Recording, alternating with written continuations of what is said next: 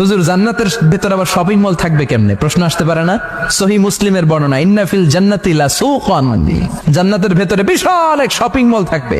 এটা বোধহয় আমাদের বসুন্ধরা শপিং কমপ্লেক্সের মতো হবে, যমুনা ফিউচার পার্ক। দুবাইতে যে একটা আছে বিশাল শপিং মল, মালয়েশিয়ার মিড ভ্যালি, এগুলোর মতো হবে মনে হয়। কত বিশাল যে শপিং মল হবে। সহিহ মুসলিমের বর্ণনা, প্রতি শুক্রবারে সব জায়গা থেকে বন বন করে মৌমাছির মতো জান্নাতীরা ওই শপিং মলে শপিং করতে আসবে। ইচ্ছে মতো দেদারসে পোশাক কিনবে, ইচ্ছে মতো শপিং করবে, টাকা দেয়া লাগবে না, ক্রেডিট কার্ড লাগবে না। সুবহানাল্লাহ পড়েন। ইচ্ছে মতো শপিং করবেন। দুনিয়াতে একটু কষ্ট করে হালাল উপার্জন করে খেয়ে যান। আল কানাআতু মিনাল ইসলাম, অল্পে খেয়ে তুষ্ট থাকার, আল্লাহ শুকরিয়া করা, এটার নামই ইসলাম। অল্প খাও, অল্প পড়ো, অল্প জমাও, অল্পের ভেতরে বরকত ঢুকাই দিছে কে? অনেকে দেখবেন অনেক খাই খাই নাই নাই করে, এটা যাদের স্বভাব তাদের কখনো বরকত হয় না। অল্প খাবেন, অল্প